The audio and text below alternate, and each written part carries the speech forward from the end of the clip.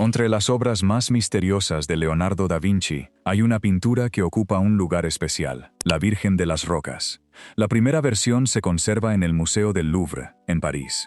A simple vista, parece una escena religiosa común: la Virgen María, el Niño Jesús, San Juan Bautista y un ángel dentro de una cueva oscura. Pero existe una segunda versión, también se llama la Virgen de las Rocas. También está vinculada a Leonardo, pero esta se encuentra en la National Gallery de Londres. Al principio, ambas parecen casi idénticas, las mismas figuras, la misma cueva rocosa, la misma composición general. Pero si miras con atención, algo cambia, detalles desaparecen, gestos se transforman, las miradas ya no dicen lo mismo, y hasta el significado de la escena parece volverse distinto. Entonces surge la pregunta: ¿por qué existen dos versiones de una de las pinturas más enigmáticas de Leonardo? ¿Qué problema hubo con la primera? ¿Y qué secretos se esconden en las diferencias entre ambas? Y antes de seguir, si te gustó lo que acabas de ver, recuerda que estas piezas también las puedes tener en tu propia pared. Están disponibles en lienzo, canvas y marco, directamente en nuestra tienda online.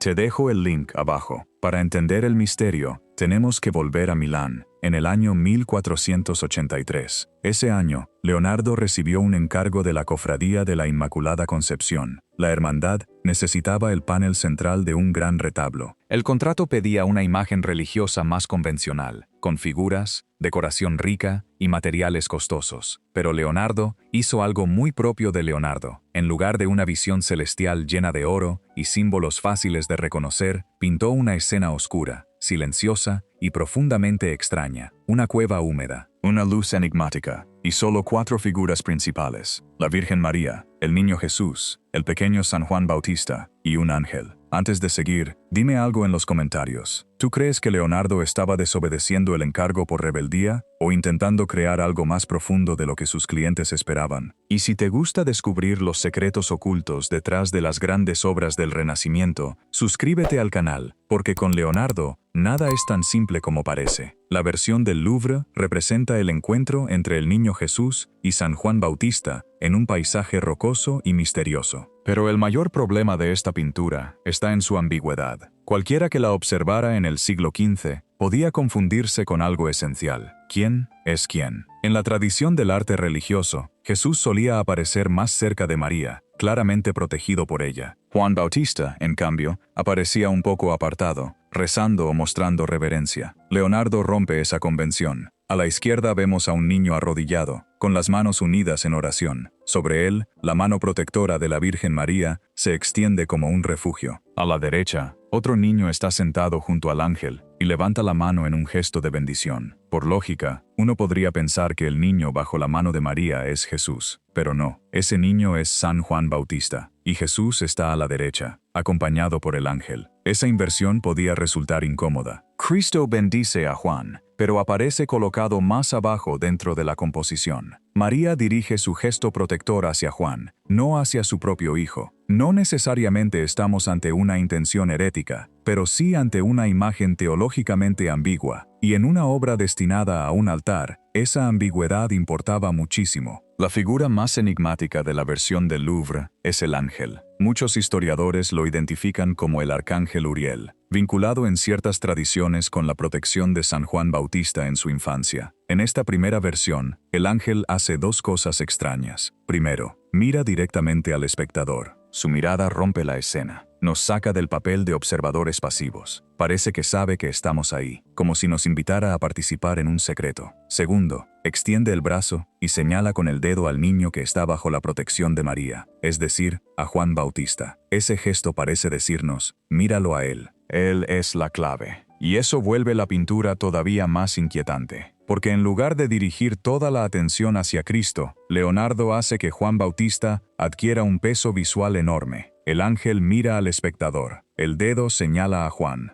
María lo protege. Jesús bendice desde una posición más baja. Todo parece construido para generar una pregunta silenciosa. ¿Quién ocupa realmente el centro espiritual de la escena? Si esta parte te está atrapando, suscríbete al canal, porque Leonardo no solo pintaba belleza, pintaba imágenes que podían incomodar incluso a quienes las habían encargado. Y dime en los comentarios, ¿te parece que el gesto del ángel es una pista, una provocación o una decisión artística mal entendida? Entonces, ¿por qué existe una segunda versión? La explicación más aceptada está relacionada con una larga disputa entre Leonardo y la Cofradía de la Inmaculada Concepción. Leonardo y sus colaboradores consideraban que la obra merecía un pago mayor. La cofradía, en cambio, no aceptó pagar lo que ellos pedían. El conflicto se alargó durante años, y la versión del Louvre terminó saliendo del encargo original, probablemente vendida a otro comprador, pero la cofradía todavía necesitaba una pintura para su retablo. Así nació la versión de Londres. Y esta segunda pintura parece una forma de corrección. Leonardo, probablemente con ayuda importante de su taller, mantuvo la composición general, pero cambió los elementos más conflictivos. El dedo del ángel desapareció, ya no señala a Juan Bautista. Su mirada ya no se dirige hacia nosotros. El vínculo misterioso entre el ángel y el espectador se rompe. Además, San Juan Bautista recibe su atributo tradicional, la cruz de caña. Ahora nadie puede confundirlo con Jesús. También aparecen halos más claros sobre las figuras. La pintura se vuelve más tradicional, más segura, más aceptable para una iglesia.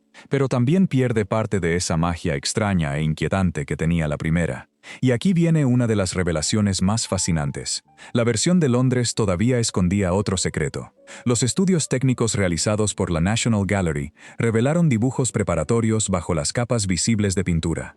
Y en 2019, nuevas imágenes permitieron ver con más claridad una composición abandonada. Debajo de la pintura que vemos hoy, había otra idea. En ese diseño oculto, la Virgen María estaba colocada de manera diferente. Aparecía más alta, con el rostro girado de perfil. Una mano se acercaba al pecho. La otra parecía extenderse hacia adelante en un gesto de adoración, asombro o revelación. Y el ángel también era distinto. No solo acompañaba al niño, parecía abrazarlo con más fuerza. Esto demuestra algo importantísimo. Leonardo no empezó la segunda versión simplemente copiando la del Louvre. Al principio, estaba desarrollando una composición nueva, más diferente, más dinámica, quizá incluso más atrevida. Entonces, ¿por qué la cubrió? La explicación más probable es que la cofradía necesitara finalmente una pintura adecuada para el retablo, una versión reconocible, más cercana a la primera, pero corregida. Leonardo necesitaba resolver el encargo, cerrar el conflicto y probablemente recibir el pago. Así que abandonó esa nueva idea, la cubrió, volvió a una composición más parecida a la primera y permitió que su taller participara en la ejecución de algunas partes, no exactamente una copia. No exactamente una obra completamente libre, sino una pintura nacida del compromiso entre la imaginación del artista y las exigencias de quienes la encargaron. Pero en la Virgen de las Rocas, el paisaje es tan importante como las figuras. Leonardo no veía la naturaleza como simple decoración. Para él, pintar era también una forma de conocimiento. Su interés por la geología, el agua, la luz y los procesos naturales aparece en ambas versiones, aunque con distinta intensidad. En la pintura del Louvre, la gruta tiene una fuerza extraordinaria. Las rocas no parecen un fondo teatral, parecen tener peso, humedad, historia, como si esa cueva hubiera sido formada lentamente por la propia tierra. Y ese espacio también tiene un sentido simbólico. En la tradición cristiana, una cueva puede relacionarse con el nacimiento de Cristo, pero también con la muerte, el sepulcro y la resurrección. No es solo el lugar donde ocurre la escena, es un umbral, un espacio entre el mundo humano y el misterio divino. La oscuridad de las rocas contrasta con una luz suave, casi sobrenatural, que envuelve a las figuras. Aquí aparece una de las grandes técnicas de Leonardo, el sfumato. Esa transición sutil, casi imperceptible, entre luz y sombra. Nada está cortado con dureza. Todo respira, todo se funde, todo parece aparecer desde la penumbra. En la versión de Londres, algunas zonas se sienten más definidas, más frías y menos orgánicas. Esto suele mencionarse como una posible señal de mayor participación del taller de Leonardo, sobre todo en ciertas partes del paisaje. La idea sigue siendo poderosa, pero la presencia directa de Leonardo parece sentirse con más fuerza en la versión del Louvre. Otro misterio está en las plantas. Leonardo fue un observador apasionado de la naturaleza, y en estas pinturas, la vegetación del primer plano no está puesta al azar. Durante años, historiadores del arte y botánicos han intentado identificar las especies representadas. Algunas parecen plantas reales, observadas con enorme atención. Otras son más difíciles de clasificar. Algunos expertos creen que Leonardo pudo haber modificado ciertas formas para crear una naturaleza idealizada entre lo real y lo imaginario. Por eso el paisaje se siente tan extraño, familiar y fantástico al mismo tiempo. Muchas de esas plantas podían tener asociaciones simbólicas. En la tradición cristiana, flores y hierbas podían representar pureza, inocencia, sufrimiento, humildad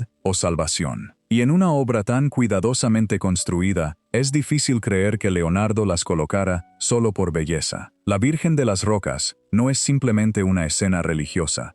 Es una obra donde teología, naturaleza, ciencia, misterio y experimentación artística se cruzan en una sola imagen. La del Louvre es más inquietante, más ambigua, más libre. La de Londres es más clara, más corregida, más obediente. Pero también guarda debajo una composición fantasma, una idea que Leonardo empezó y luego decidió cubrir. Y eso vuelve el misterio todavía más profundo. La Virgen de las Rocas sigue siendo una de esas obras que parecen cambiar cada vez que las miramos. En una versión, el ángel nos mira, nos señala a Juan, nos invita a descifrar algo que no termina de decir. En la otra, baja la mirada, guarda silencio, acepta las reglas. En una versión, la santidad parece surgir de la luz misma. En la otra, los símbolos se vuelven más claros, para que nadie dude. En una versión, Leonardo se arriesga. En la otra, corrige. Pero ambas conservan algo profundamente leonardesco. La sensación de que la pintura no revela todo. De que cada gesto puede tener más de una lectura. De que una cueva puede ser al mismo tiempo refugio, tumba, nacimiento y misterio. Y quizá por eso existen dos versiones. No porque Leonardo quisiera repetirse sin motivo, sino porque la primera fue demasiado extraña, demasiado ambigua o demasiado libre para quienes la encargaron. Y la segunda tuvo que aprender a parecer más obediente. Me encantaría saber qué piensas tú. Déjamelo en los comentarios. ¿Cuál versión prefieres? ¿La más misteriosa del Louvre o la más tradicional de Londres? Y si te gusta descubrir estas diferencias ocultas que cambian por completo una obra famosa, suscríbete al canal para seguir explorando los secretos del arte. Y recuerda, si te gustaría tener esta obra o alguna otra pieza histórica en tu propia pared, puedes visitar nuestra tienda online. Están disponibles en lienzo, canvas y marco. El link está abajo. Gracias por quedarte hasta el final. Y la próxima vez que veas la Virgen de las Rocas, no mires solo las figuras. Mira el dedo del ángel, mira los halos, mira la cueva. Porque a veces, el verdadero misterio de una pintura no está en lo que muestra, sino en lo que tuvo que cambiar para poder sobrevivir.